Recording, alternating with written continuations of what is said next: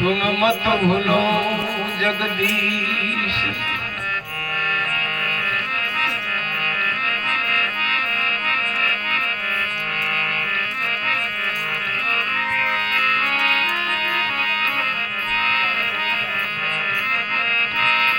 आयुष जल तन अंजलि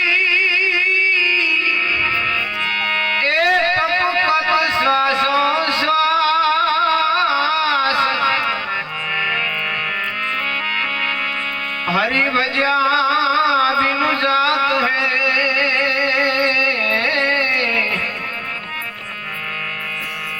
अवयव सर ईश्वर दास।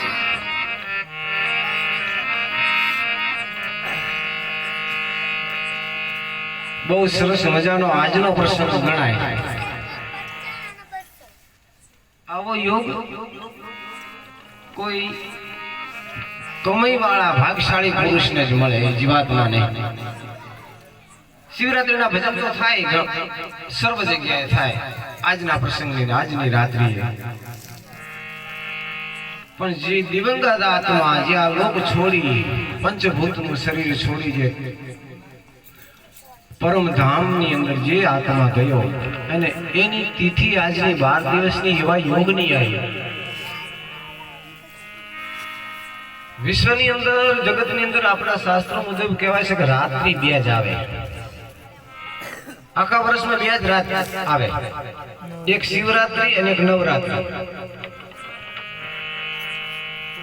शिवरात्रि ने बीजी नवरात्रि, एक शिवनी रात्रि અને एक शक्तिनी रात्रि। અને આજનો આ યોગ एक आत्मानी पाछळ आज भजनवाणी नो, संतवाणी नो, संत साधु ना समागम नो अने घरनी अंदर अलग धनी ना पाठ पूजन नो एवो योग बन्यो। आज धनी भाग्य कहेवाय। पण पहली बात तो एवी है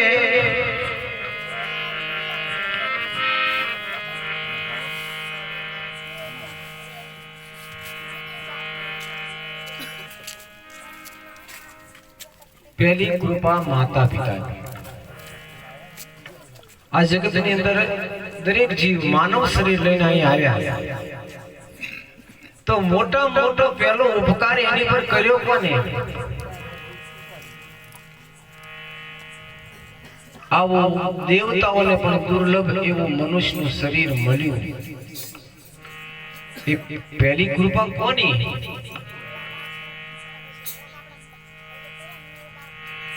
અને એ પેલો દાતાર કોણ એવો કે આ શરીર આપ્યું આપણને આવું? તો પહેલામાં પહેલા તો જે દાતા હોય તો માતા ને પિતા છે। સાહેબ કબીરે ગુરુ વિશે વાત કરી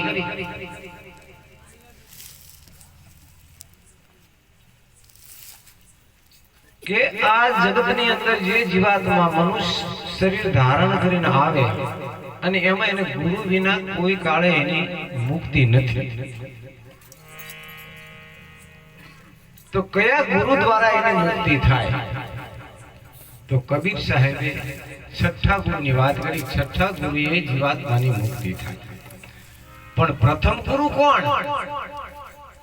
ए स्टेज छठा गुरुनो आप्यो, पण पहेलो गुरु एनो कोण आ जगतनी अंदर आया पछी? तो पहलो ज गुरु एनो माता ने पिता। प्रथम गुरु माता और पिता। प्रथम गुरु पिता और माता रक्त बिंदु ना दोनों है दाता। पहला ज गुरु माता ने पिता छे, रक्त बूंद ना ये पोते दातार छे। एनी कृपा न हो तो आ मनुष्य शरीर आपने मळ्युं केवी रीते? तो विश्वनी अंदर शास्त्रों एवो मत है कि दरेक जीवना माथे 3 प्रकारना ऋण होय अने ज्यारे 3 प्रकारना ऋण माथी ए मुक्त थाय ने तो ज एनुं कल्याण थाय। तो पहेलो ऋण कोनो? माता ने पिता। विचार करो, आपणे कोईनी पासेथी पाणीनो प्यालो पीधो होय, एक रगीनी चा पीधो होय तो आपणे एम थाय के एना घरनो ऋण, एक टंकनो रोटलो खाधो तो कहेवाय के एनो ऋण मारा माथे छे। ભગવાન એનો બદલો આપી દેવરાવે તો સારું, એવી ભાવના હોય. અરે માતા પિતાએ આટલો મોટો ઉપકાર કર્યો એનું કઈ નહીં. જેની કૃપા દ્વારા તો આવું શરીર મળ્યું છે, પહેલી જ કૃપા એની. માતા પિતા સમ કોઈ નહીં દાતા. જગતની અંદર માતા પિતા જેવો કોઈ દાતાર નથી કે જેને આવું શરીર બનાવીને આપ્યું આપણને. એ રક્ત અને બિંદુના દાતાર છે, એની કૃપાથી આ શરીર મળ્યું છે ને એના જે આપણે ઋણમાં છીએ એ ઋણમાંથી મુક્ત ક્યારે થઈ શકશે? દેવતાઓનું ઋણ, માતા પિતાનું ઋણ અને ગુરુનું ઋણ, આ ત્રણમાંથી કેવી રીતે મુક્ત થવું? જન્મ આપ્યા પછી અમુક સમય સુધી અમુક સ્ટેજ ઉપર આપણે જઈશું, જ્યારે ઉભા રહેવી સ્ટેજ ઉપર, પછી માતા પિતાની કદાચ ફરજ પૂરી થઈ જતી હોય છે. સંસારના સ્ટેજ ઉપર બાળકને લાવીને મૂકી દે, એના લગ્ન ગ્રંથિથી એને સંસારના સ્ટેજ ઉપર લાવીને મૂકી દીધે, ઘરનો વ્યવહાર સોંપી દે, અને એ કાર્યમાંથી માતા પિતા મુક્ત થાય પછી દીકરાને કહી શકે ભાઈ મારી હવે જવાબદારી પૂરી થઈ. કદાચ મા બાપ દીકરાને કહી શકે મારી ફરજ હવે પૂરી થઈ, પણ દીકરો તો છેલ્લા શ્વાસ સુધી કહી ના શકે કે મારી ફરજ પૂરી થઈ. મા બાપ કહી શકે ભાઈ હવે તો તમે સંભાળી લો, અમારી ફરજ પૂરી થઈ ગઈ, પણ દીકરાથી ન કહેવાય હવે અમારી ફરજ પૂરી થઈ, એવું દીકરો ન કહી શકે. એને તો અંતિમ શ્વાસ જ્યાં સુધી માતા પિતાના ચાલતા હોય અને છેલ્લા શ્વાસે માતા પિતા જો એની પર પરમાત્માના હૃદયમાં યાદ કરી અને સંતાનની સેવા, અને એમાંથી જે ખુશી ઉપજે માતા પિતાને, સંતાનની સેવાથી માતા પિતા જ્યારે ખુશ થાય અને છેલ્લા સમયે પરમાત્માને એટલી પ્રાર્થના કરી દે, પરમાત્મા ધન છે મારા દીકરાને, ભગવાન એનું ભલું કરજે. અને એ મા બાપ જયારે અંત સમયે જયારે એવા આશીર્વાદ આપે તારે એના ઋણમાંથી કદાચ મુક્ત થઈ શકે, બાકી ન થઈ શકાય.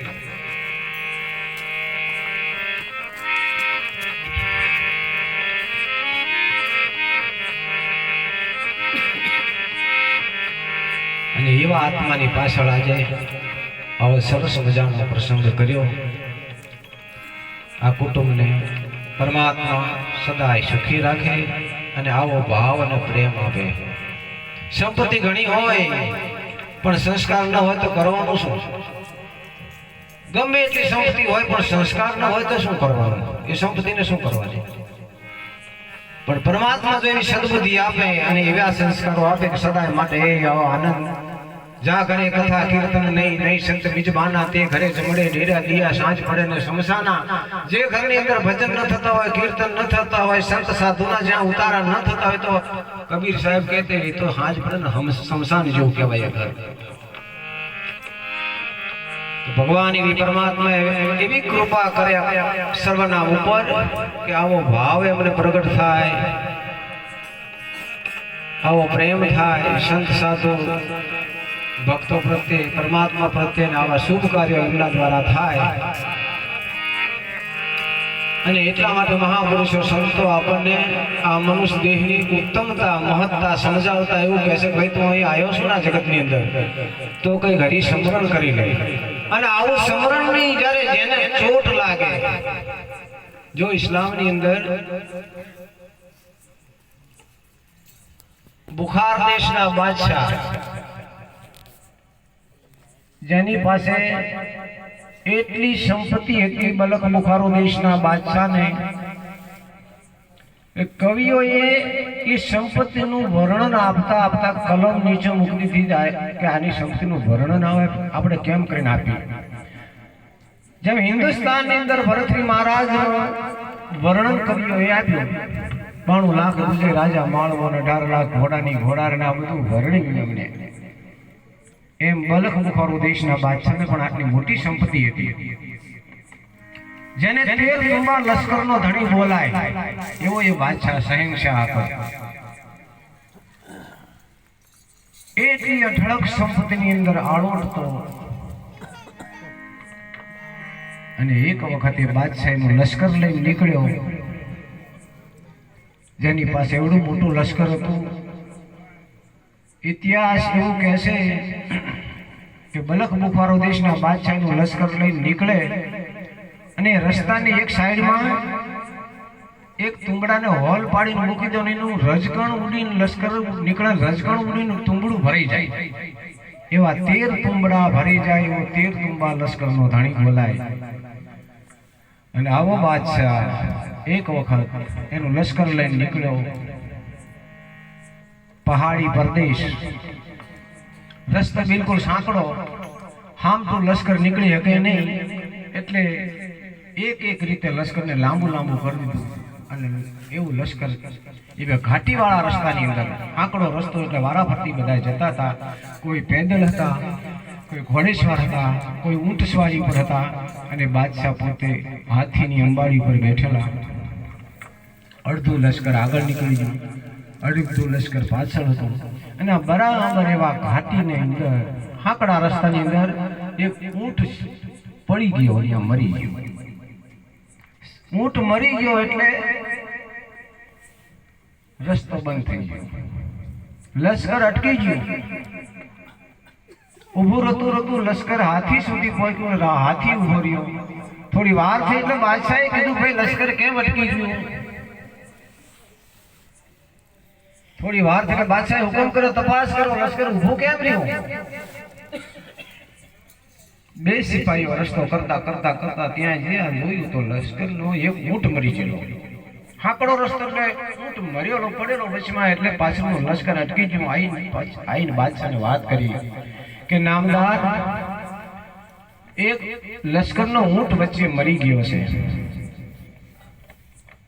બાદશાહ કે એટલે શું થયું ભાઈ? મર્યો એટલે શું કહેવાય? શું મરી ગયું? કેમ મરી ગયો? સિપાહી શું જવાબ આપે કે આને કહેવું કેમ આપણે? બાદશાહ કે જવાબ આપો, મરી એટલે શું થયું? કેમ મરી ગયું? ત્યાં ફકીર બાબા ઉભેલા, સાથમાં ફકીર હતા, સંત પુરુષ. અલ્લાહના બંદો એ ફકીર બાબાએ કીધું કે શહેનશાહ નીચે ઉતરો. બાદશાહને અંબાડીથી નીચે ઉતારે હાથી ઉપરથી કે ચલો મેરી સાહેબ. અને ફકીર બાબા લઈ ગયા જ્યાં ઊંટ મરનો પડે તો ત્યાં આગળ. અને ફકીરે કીધું, બાબાએ કીધું કે નામદાર શહેનશાહ, આને મરી ગયેલો ઊંટ કહેવાય. બાદશાહ કે આને પૂંછડું છે, પગ છે, કાન છે, મોઢું છે, તો આ ઉઠી કેમ ના હાકે? ફકીર કહે છે આને બધું જ છે, આના તમામ ઇન્દ્રિયો અને અવયવો બધા જ છે, પણ આને અંદરથી જે આને ઊભો કરીને હલવવા વાળો હતો ને એ આમાંથી હાલી ગયો. શહેનશાહ કે ઊંટને જ હોય કે બીજાને હોય? ફકીર બાબા કે એ બાદશાહ, આ તો તારે મારે બધાને એક દિવસ આજ વારો છે, તો મને હોય? અરે તારા જેવા તો કેટલાય જતા રહ્યા, તો આના માટે શું કરવું? તો બંદગી કરી લે. એક જ ચોટ, બલખ બુખારો દેશના બડા બાદશાહ મોવા ઊંટ પર નજર લગી. ઊંટ દેખીને લીધી ફકીરી, દેખો દાખલા કર્મ ન કહે. ઊંટને મરેલો જોયો અને વૈરાગ આવી ગયો. એક દિવસ આ મારી બાદશાહી છોડીને મારે જવાનું કે તારા જેવા બાદશાહ દુનિયામાંથી કેટલાય જતા રહ્યા, કોઈ વાવડ પતો નથી. તો આના માટે શું કરું? બંદગી કરી લે ખુદાની. અને એ ફકીર બાબાએ પોતાના ગળાની અંદર જે તસ્બી હતી એ માળા કાઢીને આપી દીધી, પોતાની અલ્ફી આપી દીધી, અને એ શહેનશાહી છોડી દીધી. ફકીર ભયો રાજા બલખ બુખારો હતા. અને ત્યાંથી નીકળી ગયો બાદશાહ જંગલની અંદર જઈ. જે ફકીર બાબાના વચન ઉપર જેને ચોટ લાગી જઈ એ માળા પકડી અને ખુદા તાલાની બંદગીમાં બેસી ગયો. એની ઉપર ઘણા વર્ષો 12 વર્ષ વીતી ગયા. જ્યારે ભાનમાં આવ્યો, આખી આકૃતિ ફરી ગઈ બાદશાહની. અને એ બાદશાહ બુખાર દેશમાંથી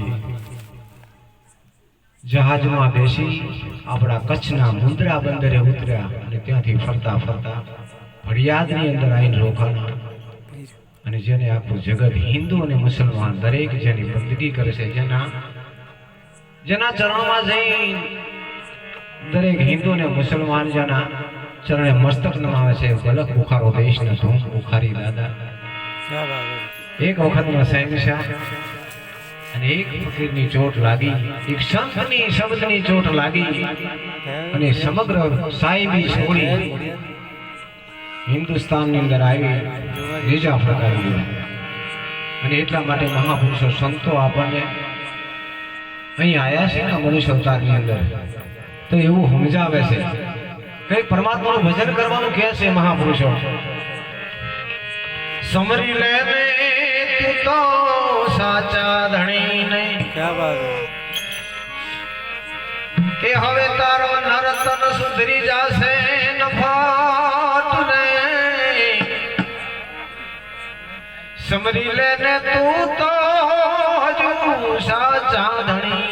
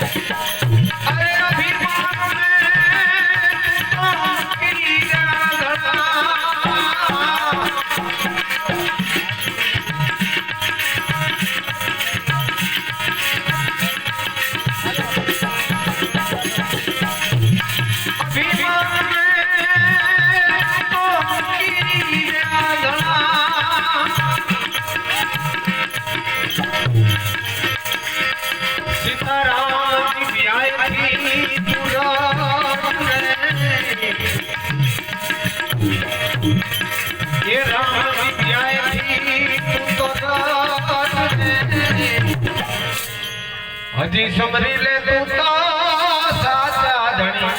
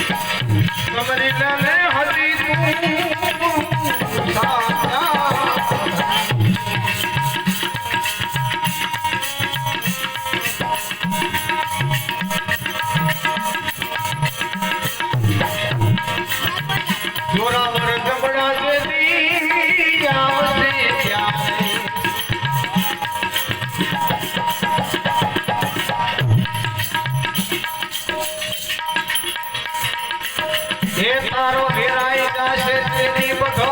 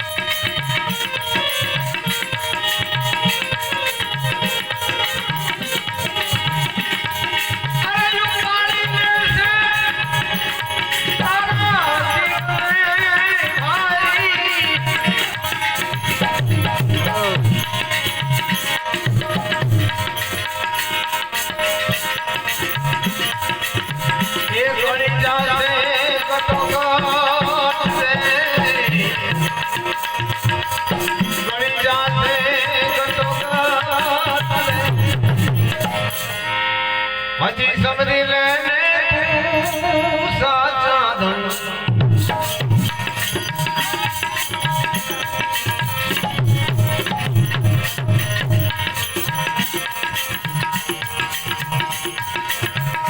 જવાબ આપવો પડશે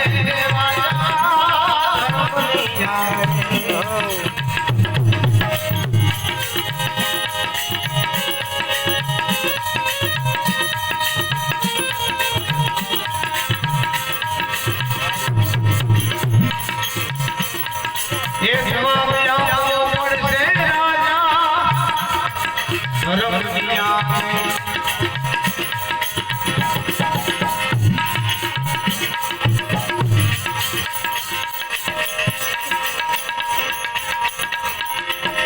ત્યાં તારા લેખા માંગશે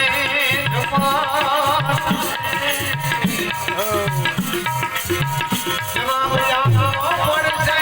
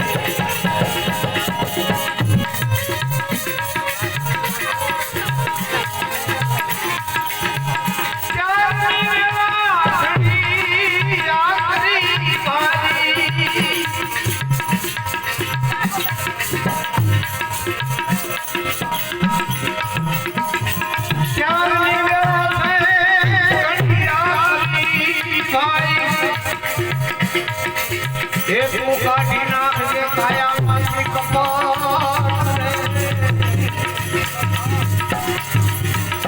काटी नाख दे ये काया मासी कपाट रे हजी सबरी ने तो आजा नहीं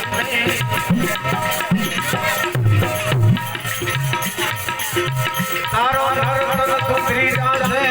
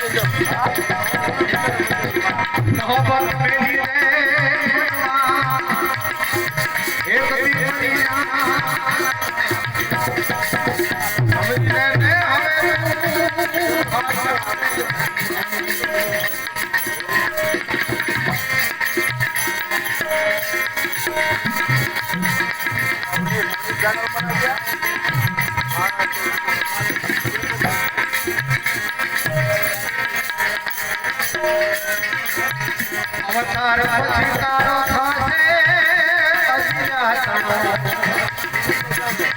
ये सने बात से ससाई ना अवतार थासे तारो अज्ञातनो कांट से कसाई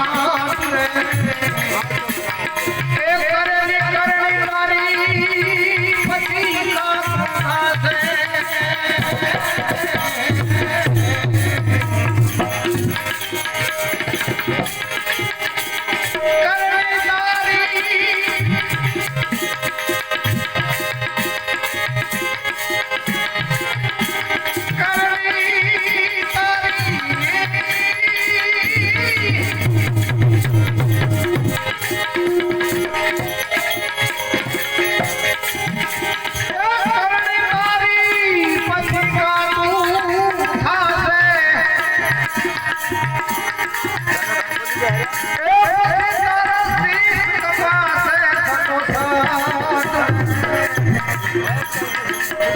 से हरी समरी ले तो भाई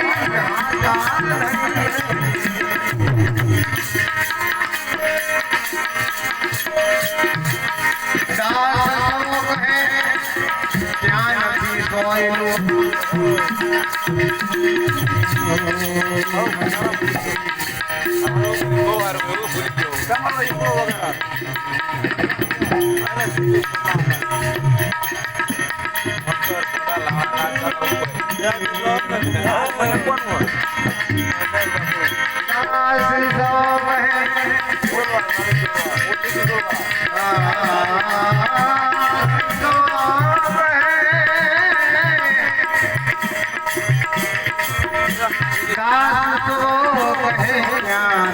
सोयलो